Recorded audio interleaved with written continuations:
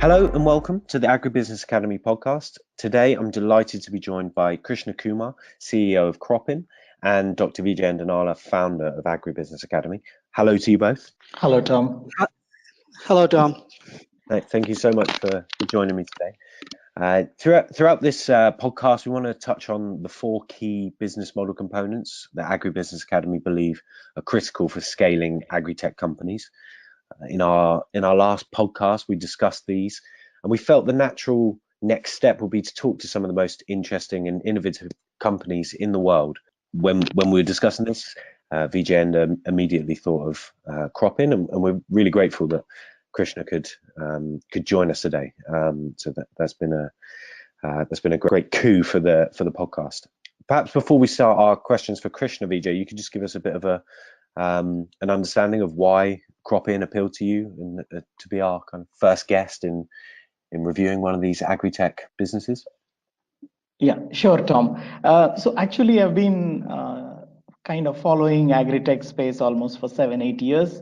And since then, so the only player in India that I could think of that I started at that time and have covered a lot of distance in terms of products, geographies is CropIn. So when it comes to business model components, I felt that CropIn must have covered or is covering most of those aspects well. So I thought we'll have a good learning from them and a good story for our audience. Great. So without further ado, I guess we should get into our questions, and hopefully this will give you a little bit more of an opportunity to kind of introduce yourself, Krishna, and what you do for CropIn. So we know, as Vijay said, this CropIn are a real pioneer in agri-tech in India and internationally, with significant traction for your solutions and your products. Could you tell us a little bit about the journey and some of the things you've learned along the way? Sure. So, thanks for giving this opportunity. This journey started back in 2010 when we actually launched CropIn, but it was much prior to that. So I used to work with G at one of the time, on the leadership program. And one of the thought always I had was, how do we bring our learning back to the society, which adds a lot of value and creates, integrate the downside of the value chain, like the lower of the pyramid. And with that thought, I started looking at what should be something which I should build, which really has a larger impact on the on the globe. And agriculture was the first thing, because at that point in time I started reading about the distress in agriculture. A lot of farmers in the country were taking life because of the crop failure, or they were under debt. And also I saw the misery of throwing the crops on the road because they were not getting the right price. And that really instigate me, like, can't we be being sitting in the Bangalore or Silicon Valley of India, and then we don't know what is happening 40 kilometers down the road, and the farmer has to throw his crops. So there was something I smelled messy, and I started thinking about, can we have a platform which brings the whole ecosystem much closer and solve the some of the underlying challenges, which will then we get rid of the crop failure, or adopting the climate change, or getting a market, or working on the issues of soil degradation and all those stuff. So with that thought, the CropIn came into being. And we said, let's tackle some of the challenges which is really there on the ground, and build a platform which is more holistic and promises the per acre value for all the users of this platform. And it was too early in 2010. Basically, there was no telecom penetration right in the rural India, or the smartphones were not there. And then we envisioned that how can we bring a data-driven agriculture in this ecosystem to impact the per acre value. With that thought, we started CropIn. So, and we believe that if you look at the larger problem, we are going to be 10 billion people, and then we have limited resources. And to succeed, we need a smart, sustainable solution for food, feed, and fiber. And we can only do that if we have enough information of the problem at the root level, and then try to solve it. And to have that, you need a decision of agriculture, which was not there. Even even if you look at the large corporation who are the part of the ecosystem, they don't have a digital interface which really connects them right from the farmer, the plot, the crop, and all the throughout the supply chain. They are very well established now post harvest, but it's difficult to figure out the whole supply chain, the pre-harvest. And that was one of the things we said, let's introduce data-driven farming approach, working closely with the ecosystem. So that's what the whole story behind the CropIn. As I framed earlier, we want to talk about the four business model components that Agribusiness Academy focus on for scaling Agri-Tech businesses. And something we'd like to start with is the value proposition. Could you maybe take us through CropIn's products, your solutions, and the target customers for each of those? Yeah. So, the way we approach this whole problem statement, we always thought that, there's no point solving the problem of a farmer or just for one entity in the ecosystem. It has to be holistic. And we said, who are the people who are, interacting with the farmer and adding value to that whole ecosystem should be our, first target point. So we also looked at, can CropIn be a player who can directly work with the farmer? And the answer was no, because if you look at India itself has got 600,000 plus odd villages, and then to reach out to every farmer in those villages will be entirely difficult task. Even if you have enough money, muscle, and power, it's difficult to reach out and really create impact. So we thought, like, we are good at tech, we build the platform, and we provide this platform to the organization or ecosystem player who can take this solution to the farmer. And it could be farming companies or seed production companies or government and advisory companies, or for that matter agri input companies who can really do justice to this particular who can really take this to the last mile. And so we built different, so we started with the just targeting the farming and seed production companies with one of the product called Smart Farm, which was helping them to reach out to the farmer and provide them right advisory, right from the package of practices, or weather advisories and the pest related advisory on the real time, so that they can safeguard the crop. They can teach the farmer what is the best practices to adopt to improve the quality and the output, and also help them to adopt the changing climate and the practices accordingly. So, and then the value proposition for the customer was to build a better control, visibility, and predictability in their whole supply chain and the business. So now they know who is the farmer, what crop is he's growing, what variety, and what is the location of that particular plot, which was not there earlier. For the farmer, if you look at the value proposition, was he's getting advisory at the right time, he's able to produce more, and also improve the quality and the yield so that he can get a better price.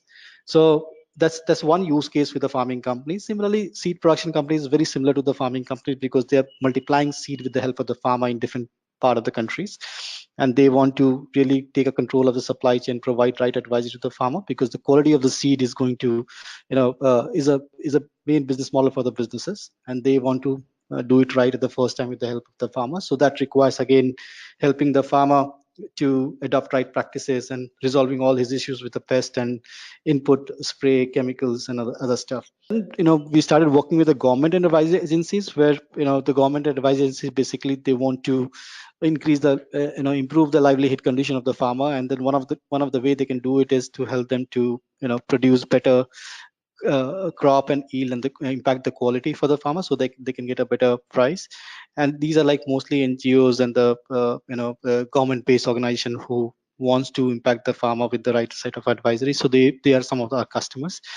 But lately, while we were doing all these things, we saw that there is a lot of data getting generated on the platform about the plot, about the crop, and the practices. And in 2015, we saw there is a critical mass of data, and we started questioning ourselves what we can do with this data. Can we build insights which can really impact the farmer or the businesses or the agronomist in a packaged way? And then that's how we came out with another product called Smart Risk, and started learning from that data. on the platform today, if you see, we are managing close to 265 different crops, 3,500 different varieties in 29 different countries. Now, with this data set, our machine learning algorithms and AI started learning that how does potato looks like. Can you detect a potato in a new country or a new region without even going there? Because you learned from the previous set of data. Or can you talk about the health of the crop, or can you talk about what could be the yield? Yield could be from that plot or that particular region. And so we build this smart risk layer on top of it so that we can give more insight to our customer. And customer means the farmer and the agronomist and the company's managers, supply chain managers. So that's another product, smart risk, which layered on top of the smart farm. And then one of the other requirement was farm to fork traceability. Since you are engaging the farmer right from the beginning, right from the planning and then the sowing and then helping him to take the whole journey of the crop cycle, the whole product and the plot is traceable now. Now there was a demand for helping the organizations to manage the post harvest also, so that they can commit their customer traceable product. So the M warehouse came into being, which was managing the product when it is out of the farm, so that it can be graded, processed, stored, and then ship it to the client as per the compliance of different markets. So for example, if you are shipping fruits and vegetable to Europe, you need to meet certain compliances on the pesticide or MRL uses, or the shape and size, color, and other parameters.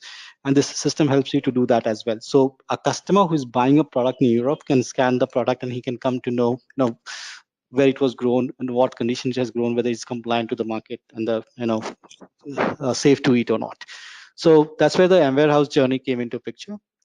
Slowly, then we wanted to reach out to more number of farmers, and then we said, if you really want to impact large number of farmers, we need to work with the input side of the business, who is selling fertilizer, pesticide, or the bio fertilizers to the farmers. And they need to be educated, they need to touch base a lot of farmers, and then they're going to provide advisory how to use those products in their farm to increase better results. And then we started targeting to meet those kind of companies. But one of the requirement came that it's good that we can use smart farm and smart risk to impact the farmer from the per acre value perspective, but we also need a smaller tool which can help us to manage the retailers and dealer side from where we are also pushing our products. And that's instigators to build a small hook that's called smart sales, so that the input side of the business can use smart farm to engage the farmer, do all the Marcom activities, provide them right advisory from the climate perspective, from the package of practices perspective, and also from the satellite based advisory. But they can also parallelly manage their retailers and dealers activities, so that they can see the data in combination, that what their effort, how it's paying in terms of the different SKUs getting sold in that particular region. And the last product we recently launched was Acre Square, which was more farmer focused. So now, since the telecom penetration is on the higher side and the farmer does use a smartphone, not all, but the trend has started. So we wanted to give apps to them, which was very specific to his plot and his crop, which is growing now, and he can get all kind of advisory. So basically, company can engage the farmer on day-to-day basis on the apps. And so in terms of advising about best practices, sharing the videos, sharing the satellite images of the farm to tell him which part is not doing well, or giving them the yield indication that what kind of yield he can expect, or the climate-based advisory. So and in that his own local language. So now our application talks in all global languages, right from, let's say, in Indonesia, there's a Bahasa as a language, or Spanish in some of the countries where it is a primary language which is spoken. Or we are also working in Japan, where farmers are directly using our application to manage their farm for farm to fork traceability. So so there are different products which we built over a period of time to engage different set of customers. But while we built this smart risk, which was giving insight to the farming companies or seed production and other companies, but we also saw the use case where bank can actually underwrite a loan to a farmer, and today they don't want to because there was no data around that particular farm. But the smart risk actually opened up that black box for the bank to tell him that what farmer did in 2013, how many crop he took, what crop he took, how much acre he actually planted, what was the how much the potential income he would have had. And opening up that black box gives the confidence to the bank to actually go and lend to the farmer.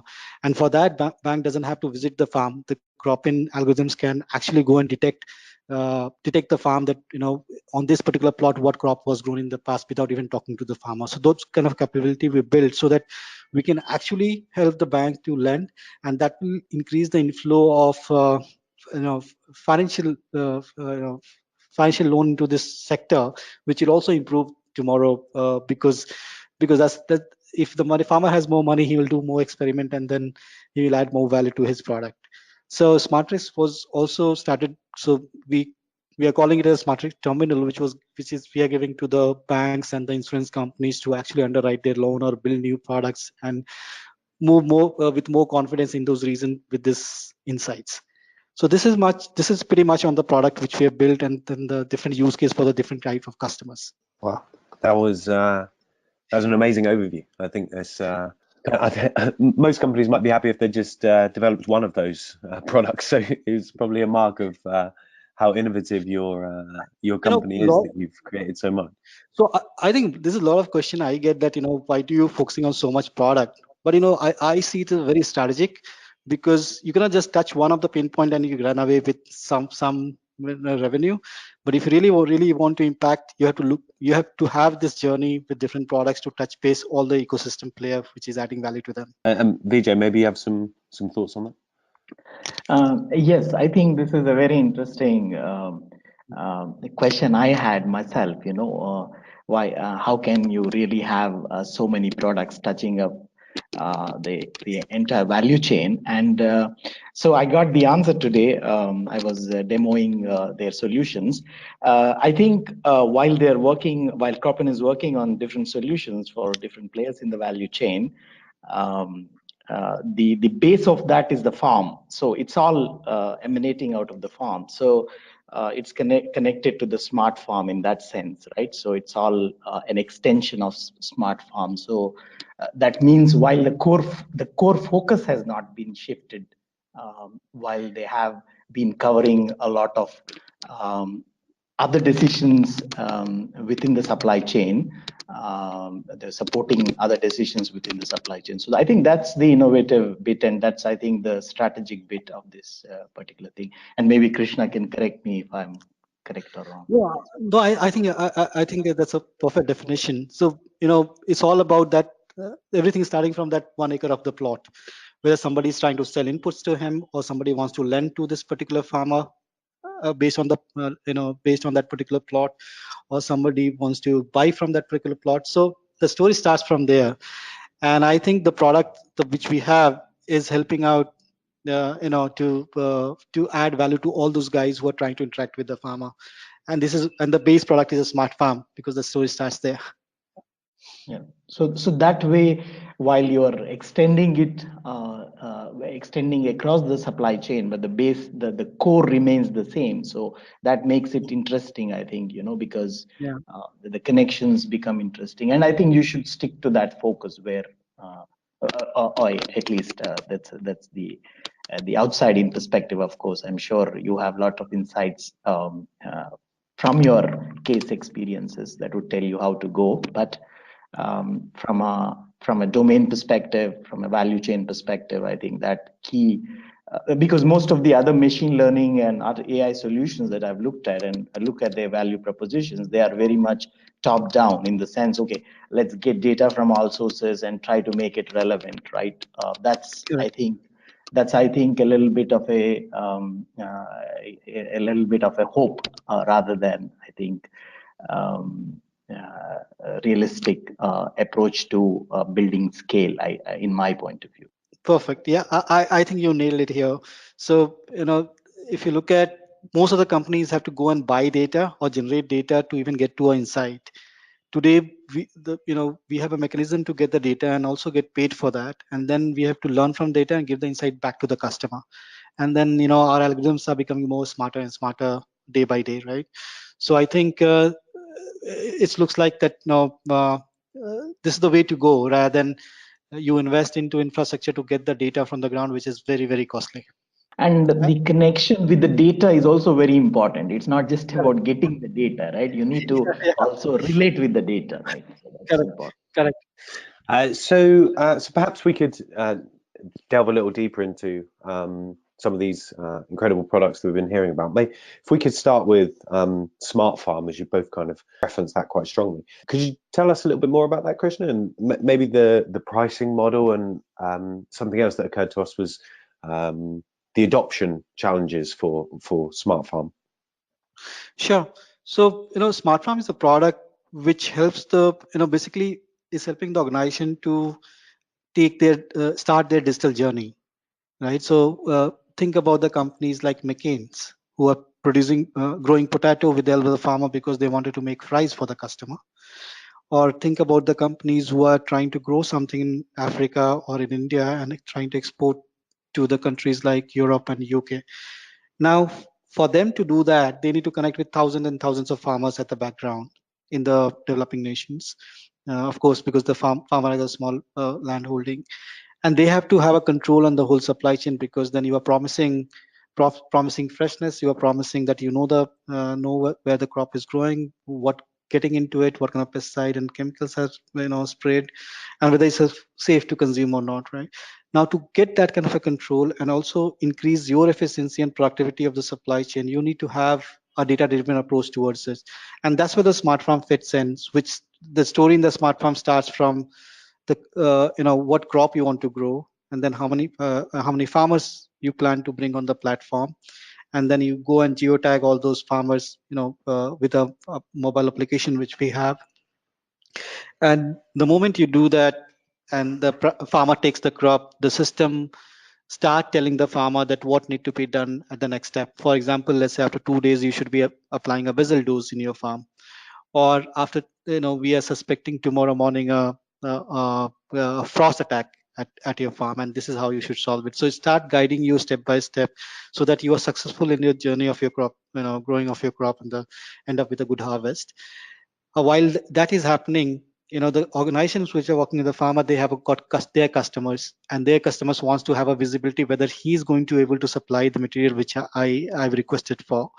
So now, since they are all digitized, they can give this information, pass on this information to their customer that we are in line with the commitment which we have made to you. And then the customer gives them a specification that my products should look should have the shape or the color or the sugar content or MRL limits on the crop. So they give all kind of a specification which has to pass for that particular market. And this in our system, you create a customer, you create the requirement of that customer in a system, and all the checks and balances there. And so let's say once you are ready to ship to that customer, you get into the system and say, let's pack for Tesco or Sainsbury or any other customer. If you are trying to ship it to, the system will tell you which farmers plots are ready for, meets all the norms, and you can harvest. So the system generates those lists, and then they go and harvest those plots, bring it to their pack house, clean it, sort it, grade it, store it, and then create a pun it out of it, and then a box, and then to a pallet which can be shipped to the customer. So so we help them to all the journey. So right from the Smart Farm product, which gives you a complete digitization of your whole workflow and the supply chain, and then feeds into and that's basically that takes the journey till the end of your customer as well. So your customer is now much more confident that the product which you are procuring from these countries or these farmers or this company is much more compliant, and I can promise my customer the food safety and then regulation, that we are meeting all the regulation like all the large brands. So that's how the Smart Farm basically helps the customer and also to the farmer to some extent. So we're curious to learn more about Smart Risk too. Again, you've kind of given us the broad overview, but could you give us an idea of how this impacts the agri chain? Sure.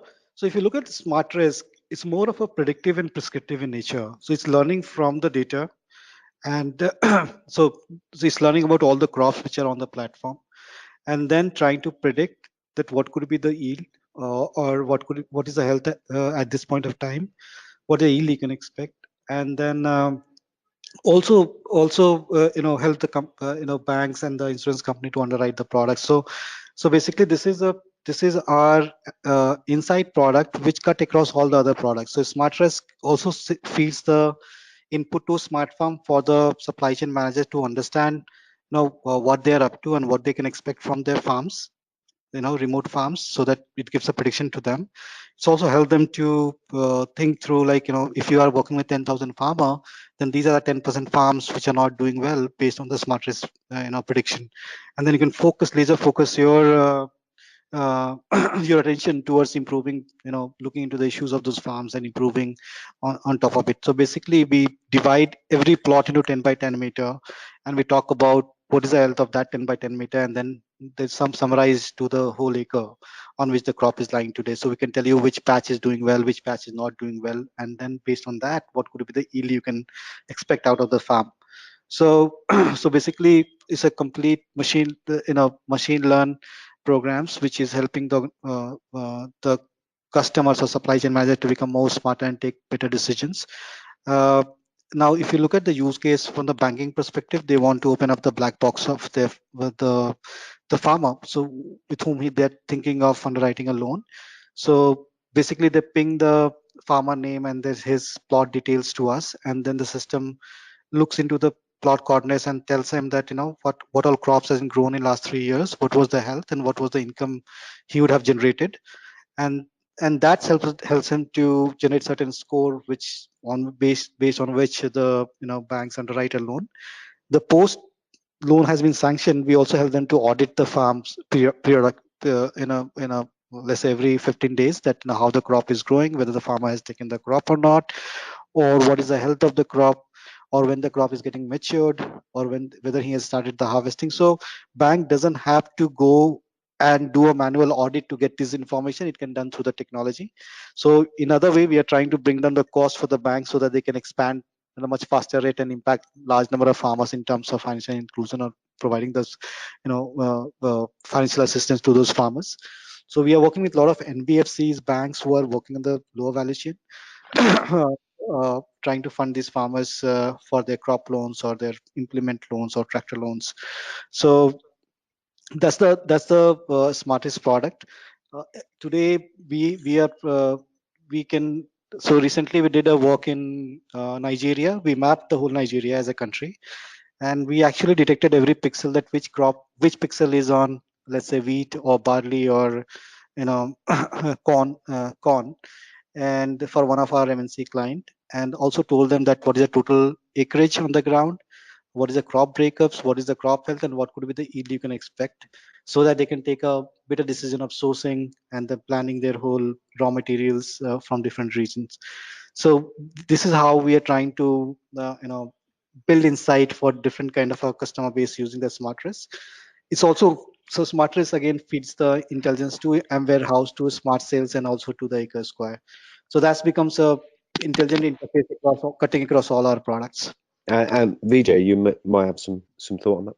Yes, actually, I reviewed this product quite closely. I've asked a lot of questions to the to Krishna's team member this morning, and the reason why I was very keen on this product is when you look at it from a supply chain perspective, from the downstream, that is more from the processing and retail perspective, sourcing is a very big challenge. It's the biggest opportunity, but at the same time, is a big challenge. Other than the lending bit, which is again very important from a farming perspective, but when you look at it from the closer to the folk perspective, I think sourcing and sustainable sourcing happens to be the core of the food and agribusiness companies. So and because this is bottoms up again, the smart farm driven insights, and then combining that with top down like remote sensing and other technologies, and powering it up with data science and all that. So I think there is some great merit in this product, in trying to position it right and pitch it right, and I think this is the need for the industry. I guess that was my sort of an understanding based on what I have seen or heard about it. Yeah. So basically, the whole idea of SmartRisk was to give more data-driven insight, package insight to the right right ecosystem player to take decisions. So, for example, this insight is going back to the farmer in terms of health and the yield prediction, and which part of the farm is not doing well. At the same time, supply measures taking better decisions, or banks are trying to underwrite the loan. So we build this whole interface thinking of tomorrow. It should be like an Intel inside a farm, right? So it should know about every pixel on the globe, and build a layer of insight on top of it, and then share that insight with the right people to take. So, for example, we are also using this product for the Indian government from the reducing the crop cutting experiment in the country, because today government has rolled out a program to cover every farmer in the country under the crop insurance scheme. But then there's a dearth of people who can really go and do the crop cutting experiment in the region, so that they can underwrite basically they can cover for the insurance, or right. But that is not possible. So we don't have so many skilled people to do those kind of experiments. So they are now using technology so that we can reduce the crop cutting experiment by 40%, which is a drastic reduction in the cost, as also in terms of validation, in terms of precise insights into it. So it has a many applications. Even the government is using it for the policy making as well, because they can now have a holistic view of a country, looking at every pixel that where they should intervene, and then how the pricing is going to be in term based on the number of acres sown in the country. So they can take so many decisions based on that. Very good. Yeah, absolutely. I think you should really focus harder and harder and make it more strategic, because I think throughout the value chain, starting from seed companies to all the way to the retailers, I think getting a feel for the risk within the supply chain, especially in what I would call as a proactive risk mitigation or risk planning possibility is not there in the supply chain at this point in time. So. Broadly speaking, so I think that's a key advantage. And a case that came to my mind with our recent work was with a seed company. It's a very well established seed company, but their revenues could be 100 million or 400 million, depending upon the production output of the growers that are growing their seeds, for example. So it's a huge risk for a company of that kind, right? So and having real-time data is possibly going to change their business drastically, or have a positive impact on their business drastically. Yes. So here, a lot of seed companies are our customers, and one side they try to digitize their whole program so that they can have enough insight to intervene within the season to improve the quality and the yield from every farm where the seed are getting produced. At the same time, they are getting insight to the smartest that how many plots are not going to do well, so they have a production output estimation as well at much beforehand the harvest, so they can plan for the adversities as well. Okay, so I'm sure you could discuss this all day, but for the sake of progressing through our business model components, I shall move on. So another one of our core pillars is distribution. Could you give us an idea, Krishna, of CropIn's distribution strategy, how that aligns with the value proposition? And something else that was occurring to me was how this plays out internationally. You've spoken about lots of different countries and lots of different languages. So how you kind of manage all of those aspects as well. Yeah, so so we are like B2B SaaS based product, and our customers are all, till now the strategy is to go to work closely with the B2B guys, and we have built a complete whole sales org chart, and the marketing team, and also the inside sales team, who is helping us to reach out to different customers, educate them on the different products which we have sitting here at Bangalore. So inside sales job team is to educate the customer, have a Skype call with those customer, talk about the product which we have, and then try to see their interest level. And there is a field sales team which works in different geographies. So we divided the world in our interest of countries are like in Southeast Asia, Europe, LATAM and Africa, of course, India. And for every region, there is a dedicated inside sales team. Then there is a marketing team who is generating the inbound leads for them. And there's a field sales who is trying to go and meet the larger clients and enterprise client and trying to close them in those regions.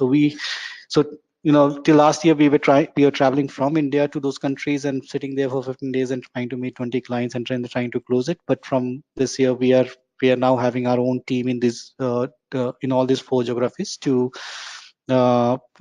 station there. To work locally there and increase awareness of the CropIn product and the brand in those regions. So that's one approach which we have taken, and we want to do it ourselves because this is a brand and we want to control the the quality, the way we want to present in front of the customers. We are also trying to partner with value chain players like Buller. So we have done a partnership with them while they work on the various supply chain, like they sell machineries to the processing companies like rice millers and coffee processors, and they are also trying to put CropIn, sell the CropIn to their customers, because then they can take the solution and take it towards the farmer so that the quality, they can improve the yield and the quality, which is again going to be processed through their own machines. And so there we are co-selling our products to all the customers. So those kind of partnership we are looking at. We also work with the consulting companies like ENY and the other companies who are consulting the large brands or the government on the agri-digitization part, and we participate with them as a solution partner to those companies. So these are some of the approach we have taken, but we have not really gone deep with the reseller model because it's a little bit difficult sales, and because this is a new concept and this industry have just started talking the digital language. Not even the largest MNCs had this kind of approach prior to 2 to 3 years back. So we want to do it ourselves as of now, but we are also exploring the way of partnering with the right resellers and doing integration with a different platform which helps you to sell your product together. So these are some of the strategy we are following right now, Tom. And actually, you kind of covered a lot of things I was going to ask you in the next question in terms of partnerships and how you kind of build those in order to scale the products and the company. And maybe Vijay has some kind of elements to follow up with you on that aspect too, because that's the next kind of big pillar of ours in our business model framework. Yeah. So I think one of the things I see is, the fundamentals are right from an outside-in perspective. The fundamentals are right. There is a lot of experience that has been built into this business and these products, so that is an added advantage. But having said that, agriculture is very localized in each country, so I think going there direct and having that bottoms up learning is very critical. So there must be a strategy.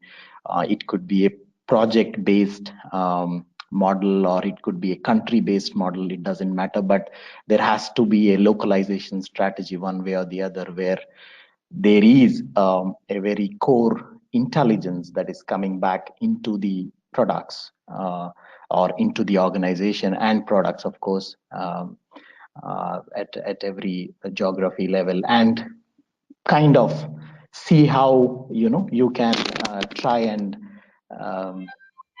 build alignment between different countries, I guess, or between different markets. So I think one of the challenges would be in terms of being able to overcome the localization aspects. How do you really build teams in the geographies that you think are very interesting market opportunities or project opportunities? Sure. Maybe Krishna can tell it from his experiences, but that's my perspective. Yeah, I think you are right. Like, once we started looking international, that we want to really go international with our product because we saw the need there.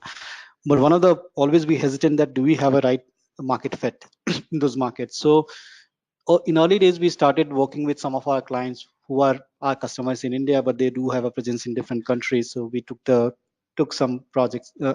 Implementation we did in Europe, we did it in Southeast Asia, and also in Africa. That helped us to learn about different nuances of localization, which was required to be built inside our product, like languages, the locale. Like in India you use decimal, but in Europe you use comma, correct? And then how does those things actually can be adopted in our platform? And then the different language you need to bring in, because in Japan you need Japanese to when you are working with a farmer. And also we wanted to make this platform crop agnostic and location agnostic, so that we have built a framework. So when somebody adopts in that particular country or that particular region for different crops, they can actually configure the system for that particular crop according to their workflows, their package of practices. So no way on this globe anybody can be a master of all the crops and all the practices of all different geographies and location. Now what CropIn does is it gives you a platform product which can be configured for your own local it can take shape of your localization, and it can cater to the local need of your crop. And so for example, a same company who is doing corn in Indonesia, and then he's also doing corn in, let's say, somewhere in Brazil, and then also in Africa, on our platform, they can configure 3 different practices, or even they can create a practices for different varieties on the platform. And that framework help us to actually really penetrate deep in any market without doing a lot of any customization on our platform. It's more like a configuration. So we realized this very early when we were working with this agri ecosystem, that every customer is different.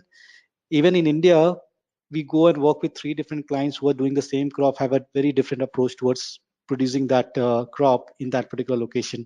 So we took care of this while we try to take care of in India. It also helps us to scale up globally. We also work very closely with our customers in different countries. While we are acquiring new customers, we are getting new insights. Then we are looking, we do discuss in our product sprint that what makes sense for us, and then what is the roadmap, can we add it in our roadmap, and what is the strategic advantage we are going to get in the market with this particular product feature. And that's how we keep, it's a ongoing story. So you have to keep building your product, keep innovating on top of it to always be ahead in the game. Yeah, hope I answered the question. Yes, yes. I think, I think you're kind of doing it right. I think then possibly Tom has a question later on, which was related to building localized teams. I think that would possibly be very important. Again, I'm originally from India, and I've lived in several of these countries, European countries. I kind of look at how things happen in Africa a little bit. So I can clearly see that localized teams feeding in, owning the responsibility of CropIn, and sharing the ambition and the approach of CropIn, working in those markets can make a lot of difference from a scaling perspective. That was my feeling when I again was reviewing your products and your approach and the depth with which you were working. So you might want to comment on that. If Sure. I mean, it's definitely going to help us if we can build as localized team, and that's what we are trying to do now. In every market, we are going to have a feet on the ground, working very closely with the customers, which is again going to add a lot of insights, which is going to convert into as a product feature. So we have already started in Africa. We have already have in Southeast Asia, and the Europe chapters already started. And we understand that you always have to build solution for that market. Not you don't try to fit in a product which is already built for one market and trying to impose another market. So yeah, so I think in the long run this is really going to add a lot of value, and we have started investing in that direction as well. Yeah, no, that's good. That's very good. I could feel it this morning again when I was talking to your team. But I think building the product for the local market is the easiest bit. I think building the team possibly is the most difficult bit, because with team you would look like a crop in Netherlands, a crop in UK, right? With the team makes it look like that is a local product. It belongs to that particular market, so to speak. Like, so that's.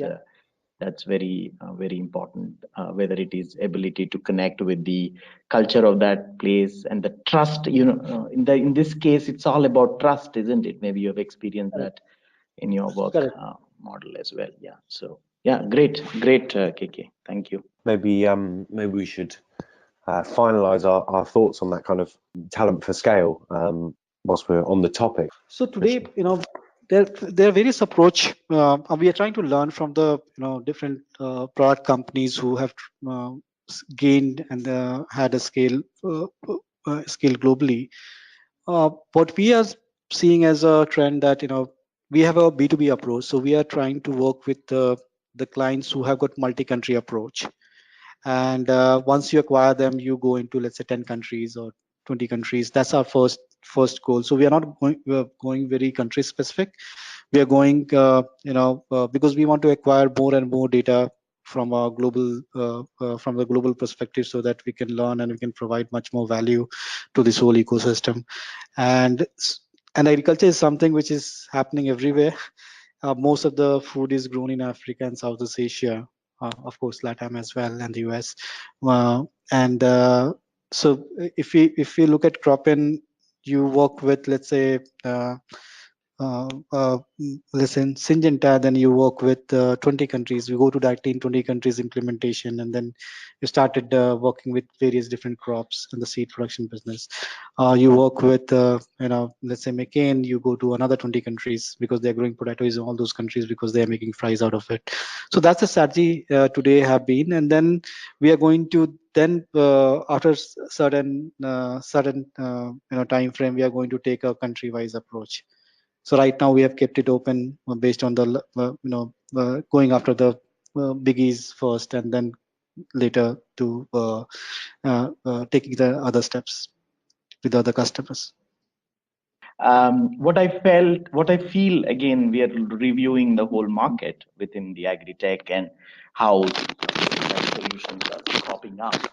So I would think that while you have now so far established a big customer, multiple country strategy, I think you might also want to consider a localization strategy in the countries that you saw as very potential countries within that particular bunch of countries that you have worked with, because there's a lot of Agri-Tech solutions. Again, when it comes to the choice, and this again is a very industry specific, it doesn't work like the technology industry where you're not necessarily looking for the best solution out there. You're looking for the most accessible solution there is. So and a lot of personalization plays a role. So if growth internationally is your mandate, I think there is a great deal of work that can be done from that perspective.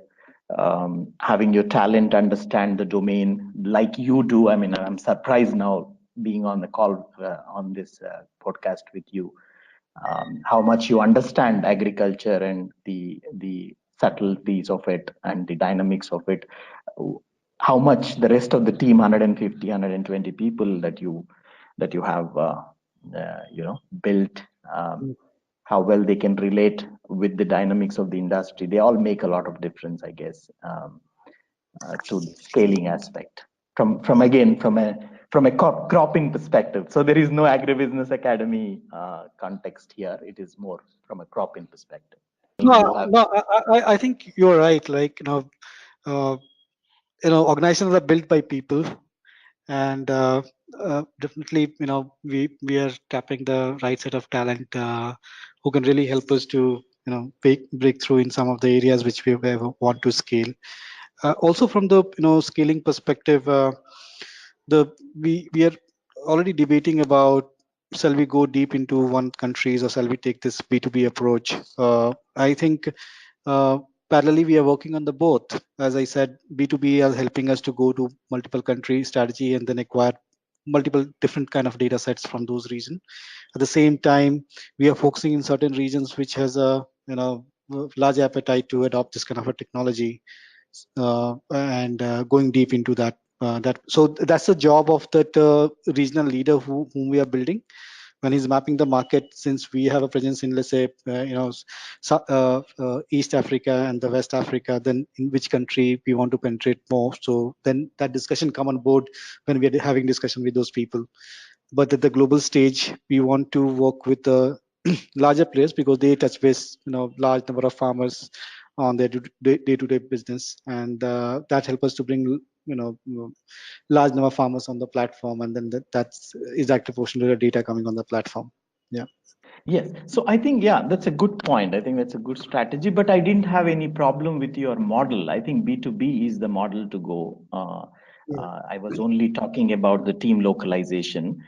So what I was mentioning was like, there would be, say, if you go into Netherlands, or Netherlands is a very small country, but if you go into Germany, for example, right? So you'll still target the local German businesses. You will still try and get into local German projects, possibly with some international scope or even otherwise.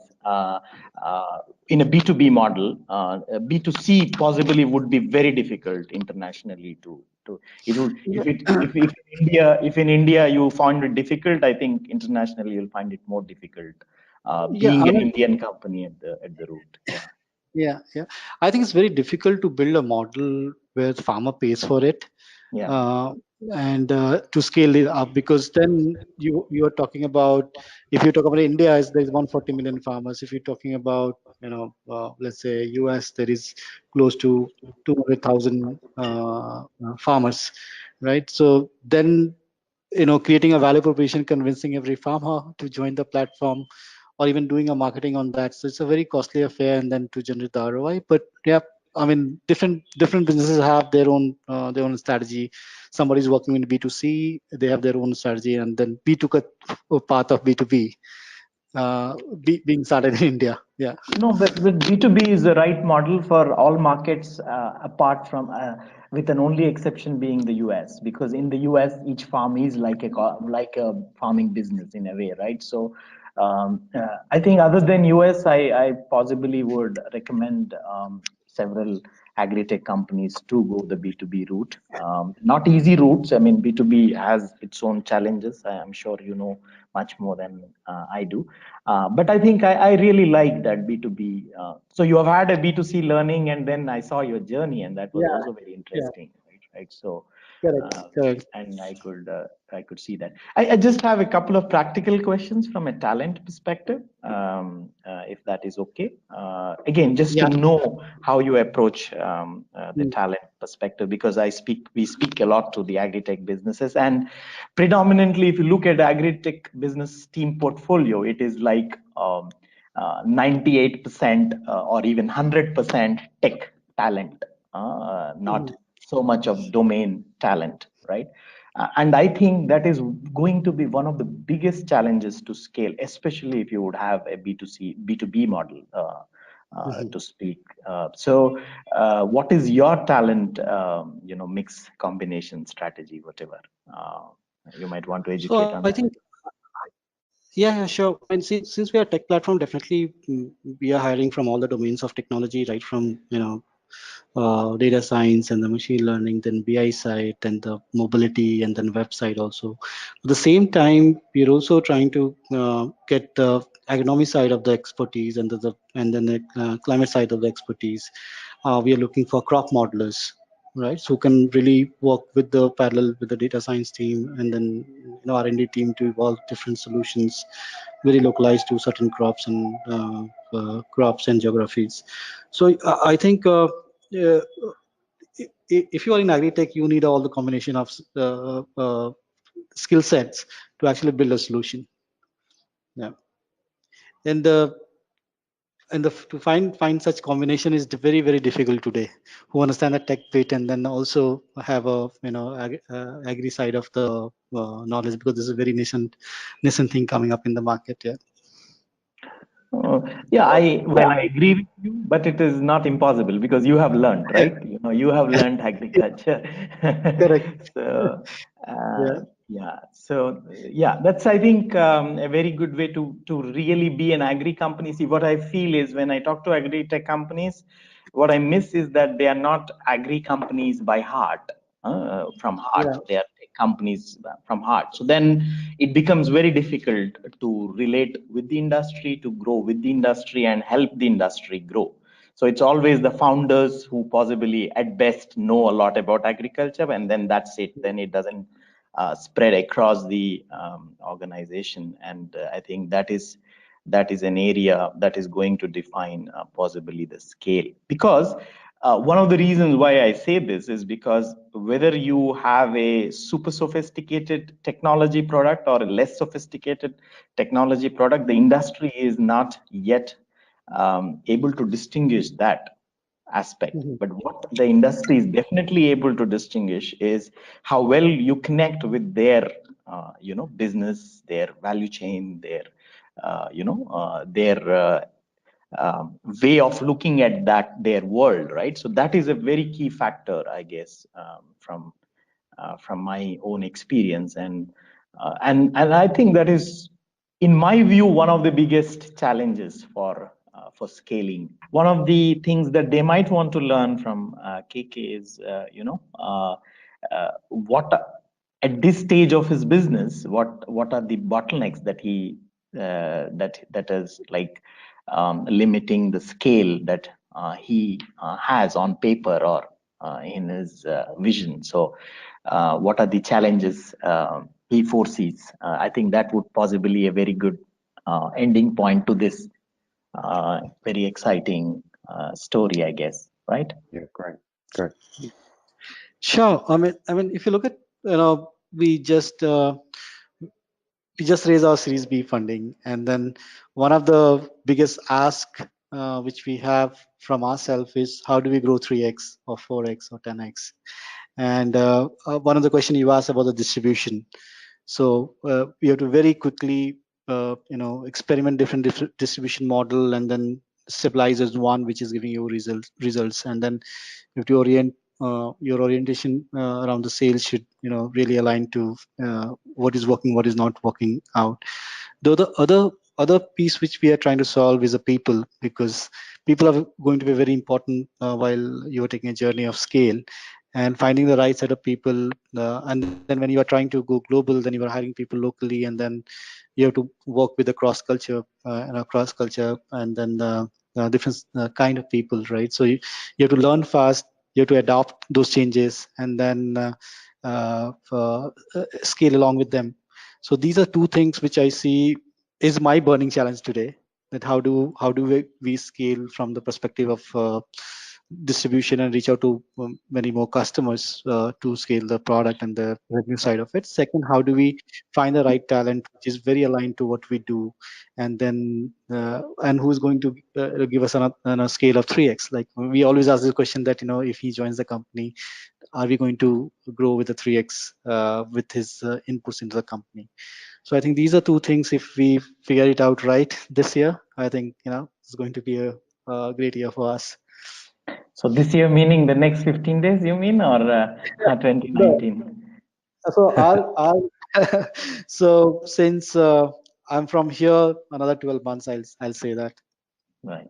So I think the second point you've made, I think you're spot on with it. I think it's Yeah. always the distribution and the people. But I always have this fundamental philosophy, and for the right reasons, I am working on that solution.